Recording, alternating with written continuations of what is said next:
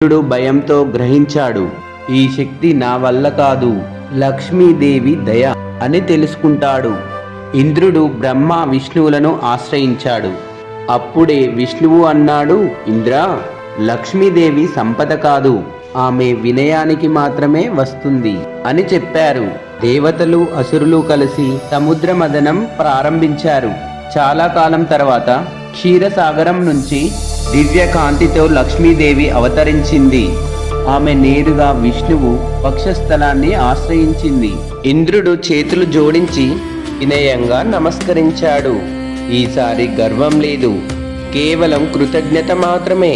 పురాణాలు ఒకే మాట చెబుతాయి, లక్ష్మీదేవి అహంకారానికి శత్రువు, వినయానికి స్నేహితురాలు. దేవతల రాజుకే ఆమె దూరమైతే మన జీవితాల్లో ఆమె ఎందుకు నిలవదు అనేది మనమే ఆలోచించాలి. మోరల్ ఆఫ్ ద స్టోరీ, అహంకారం ఉన్న చోట లక్ష్మి నిలవదు, వినయం ఉన్న చోటే సంపద నిలుస్తుంది. ధర్మం లేకుండా ధనం శూన్యం. ఈ వీడియో మీకు నచ్చినట్లయితే లైక్ చేయండి, షేర్ చేయండి, కామెంట్ చేయండి, సబ్స్క్రైబ్ కూడా చేయండి. మరో మంచి స్టోరీతో మీ ముందుకు వస్తాను. Thank you for watching.